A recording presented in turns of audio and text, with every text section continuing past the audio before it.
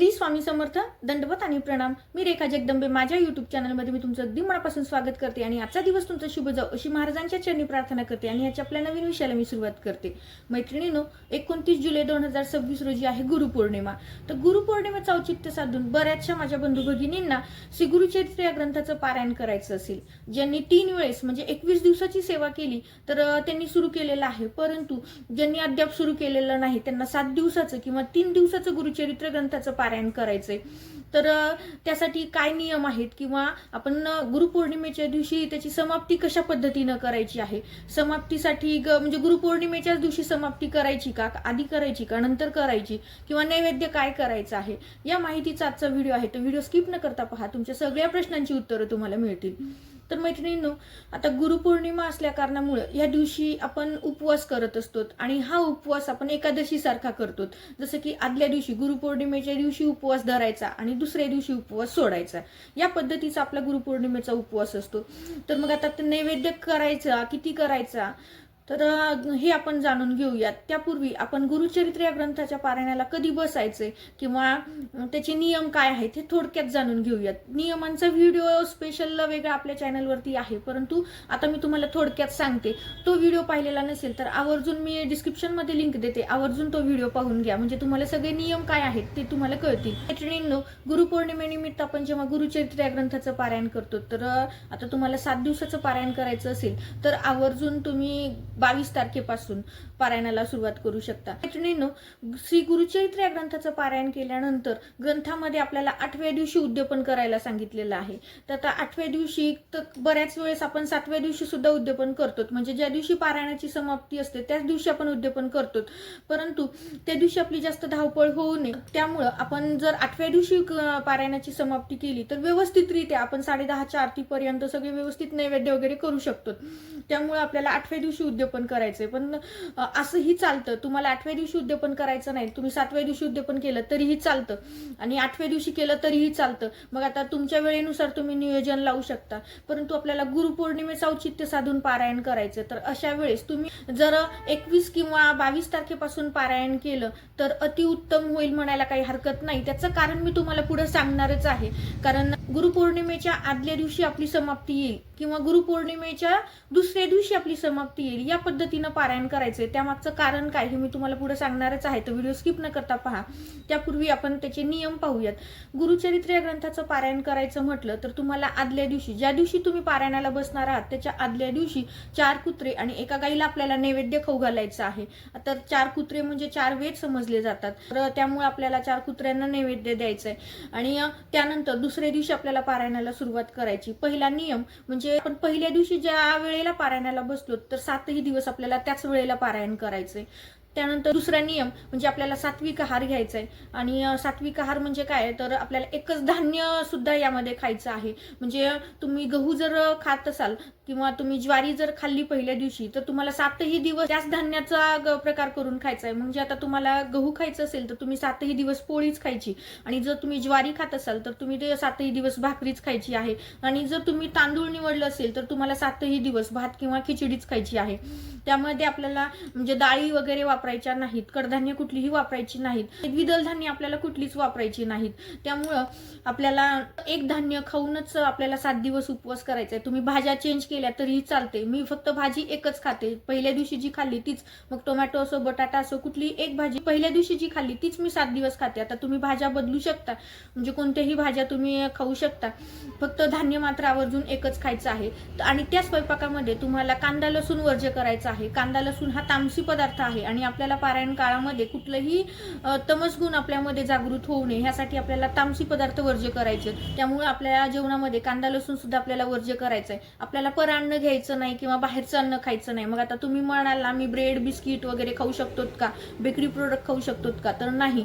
गव्हाचे जरी असले तरी सुद्धा तुम्हाला बेकरी प्रोडक्ट कुठलेही खायचे नाहीत, परान्न घ्यायचं नाही, कारण तुम्ही कुठलीही सेवा करता तेव्हा संकल्पयुक्त सेवा करतो, आपल्या कुठल्या तरी अडचणींसाठी आपल्या कुठल्या कामासाठी करत असतो. त्यामुळे आपल्याला परान्न घेऊन आपलं पुण्य हे त्यांच्या पदरात टाकायचं नाही. त्यामुळं आवर्जून आपल्याला परान्न सुद्धा घ्यायचं नाही. आपलं पुण्य तर त्यांच्या पदरात जातं, त्यासोबतच त्यांच्या अन्नाचे काही दोष सुद्धा आपल्याला लागतात. लागतात. त्यामुळं एक चांगलं काम करताना दुसरं काहीतरी वाईट पदरात पाडून घेण्यापेक्षा परान्न आपण ग्रहण करायचं नाही, परान्न टाळायचं आहे. त्यानंतर तुम्हाला बाहेरगावी मुक्कामासाठी जायचं नाही, म्हणजे गावाची वेश ओलांडून तुम्हाला जायचं नाही. जर तुम्ही जॉब करत असाल तर निश्चित तुम्ही जाऊ शकता, परंतु तुम्हाला मुक्कामी कुठेही राहता येणार नाही, कारण दुसऱ्या दिवशी आपल्याला पारायणाच्या वेळा सुद्धा सांभाळायच्या असतात. त्यामुळे आपल्याच घरी राहून आपल्याला हे पारायण करायचं आहे. त्यानंतरचा नियम म्हणजे तुम्हाला कडकडीत मांसाहार वर्ज्य करायचा आहे. तुम्ही ज्या दिवशी पारायण करणार आहोत त्याच्या आदल्या दिवसापासून ते तुमची समाप्ती झालेली आहे त्या दिवसापर्यंत तुम्हाला कडकडीत मांसाहार वर्ज्य करायचा आहे. भलं तुम्ही दररोज मांसाहार खाताय किंवा अंडी वगैरे खाताय, तर तुम्हाला ते कडकडीत वर्ज्य करायचंय. आदल्या दिवशी सुद्धा, म्हणजे पारायण ज्या दिवशी करायचंय त्याच्या आदल्या दिवशी सुद्धा, उद्या पारायण आहे म्हणून आदल्या दिवशी पोटभर मांसाहार करायचा आहे असं करायचं नाही, कारण मांसाहार पचण्यासाठी 24 तासापेक्षा जास्त कालावधी लागतो. त्यामुळे आपल्याला आदल्या दिवशी सुद्धा मांसाहार वर्जच करायचा आहे. आणि ह्या कालखंडामध्ये सुद्धा, म्हणजे जो काही तुमचा पारायणाचा काळ आहे त्या काळात सुद्धा तुम्हाला मांसाहार कडकडीत वर्ज्य करायचा आहे. तुमच्या घरात मांसाहार होणार नाही या गोष्टीची तुम्हाला काळजी घ्यायची आहे. त्यानंतरचा नियम म्हणजे तुम्हाला खाली झोपायचं आहे, जमिनीवर झोपायचं आहे. तुम्हाला काही अडचणी असतील, तुम्हाला गुडघ्याचा त्रास असेल, तुम्हाला खाली बसता येत नसेल, तर अशा वेळेस तुम्ही दिवाणवरची गादी काढून टाकायची आणि दिवाणवर सतरंजी किंवा बेडशीट वगैरे टाकून झोपू शकता. परंतु तुम्हाला म्हणजे एक आपल्यात पावित्र्य राहावं किंवा आपल्यात काही आपण देवासाठी करतो, तर काही गोष्टींचे नियम आपल्यावरती स्वतःवरती निर्बंध असायला हवेत, म्हणून या गोष्टींचं पालन करणं आवश्यक असतं. त्यामुळे तुम्हाला खाली झोपायचं आहे. आता मी तुम्हाला पर्याय सांगितलं, खाली चटई टाकून झोपायची जर तुम्हाला अडचण असेल तर अशा वेळेस तुम्ही दिवाणवरती झोपू शकता. दिवाणवरची गादी काढून टाका आणि त्यावेळेस त्याच्यावरती तुम्ही सतरंजी किंवा बेडशीट वगैरे अंथरून झोपू शकता. पण एक पर्याय म्हणून जर तुम्हाला शक्य असेल तर तुम्ही जमिनीवरच झोपायचं आहे. त्यानंतर आहे आपल्याला ह्या 7 ते 8 दिवसाच्या कालावधीमध्ये ब्रह्मचर्याचं सुद्धा पालन करायचं आहे. ज्या पद्धतीने आपल्याला मांसाहार कडकडीत वर्ज्य करायचं आहे, तर श्री गुरुचरित्र या ग्रंथाचं पारायण करताना ब्रह्मचर्याचं सुद्धा कडकडीत पालन आपल्याला करायचं आहे.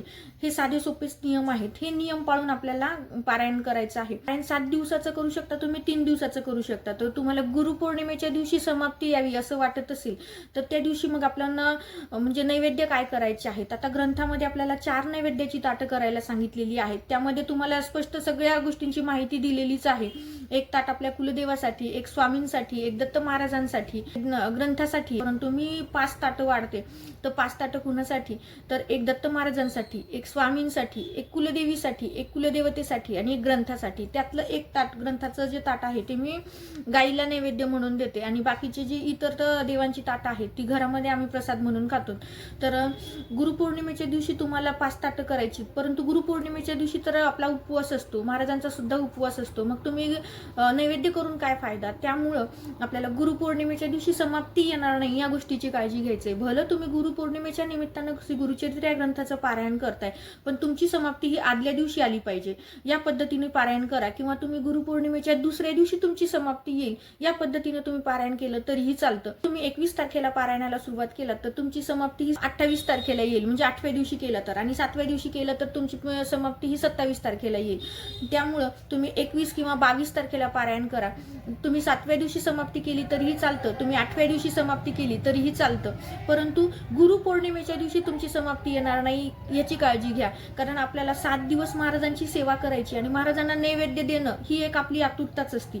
त्यामुळे जर महाराजांचाच उपवास असेल तर त्या दिवशी मग आपण महाराजांना नैवेद्य कसा दाखवणार. मग आपल्याला त्या दिवशी जर तुम्हाला समाप्ती गुरुपौर्णिमेच्याच दिवशी करायची असेल तर आवर्जून तुम्ही करू शकता. परंतु त्या दिवशी तुम्हाला नैवेद्याच्या ताटामध्ये वरण भात भाजी पोळीचा नैवेद्य न करता तुम्हाला फराळाचंच सगळं ठेवावं लागणार आहे.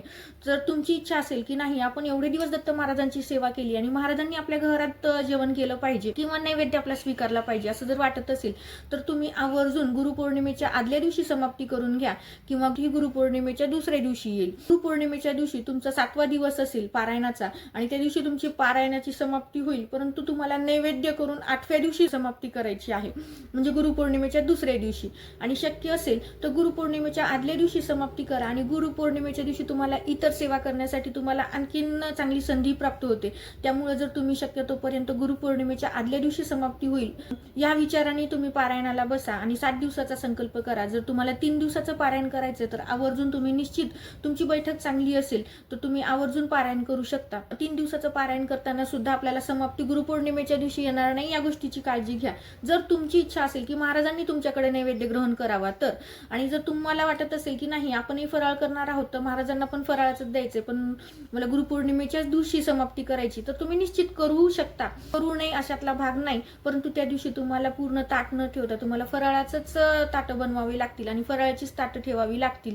तर या गोष्टीची आवर्जून काळजी घ्या की तुम्हाला काय करायचंय, तुम्हाला फराळाचा नैवेद्य द्यायचा का तुम्हाला जेवणाचं भरभरून ताट महाराजांसमोर ठेवायचंय, आता वैयक्तिक तुमचा प्रश्न आहे. त्यानुसार तुम्ही पारायणासाठी बसा. गुरुपौर्णिमेचं निमित्त साधून ज्यांची इच्छा आहे त्यांनी गुरुचरित्र या ग्रंथाचं पारायण करू शकता. दिलेली माहिती साधी सोपीच आहे पण मला ती तुमच्याशी शेअर करावीशी वाटली. आवडली असेल तर लाईक करा, शेअर करा. आपल्या चॅनलवरती नवीन असाल तर चॅनलला सबस्क्राईब करायला मात्र विसरू नका. झालेली सेवा महाराजांच्या चरणी रुजू करते आणि हा व्हिडिओ इथंच थांबवते. श्री स्वामी समर्थ. दंडवत आणि प्रणाम.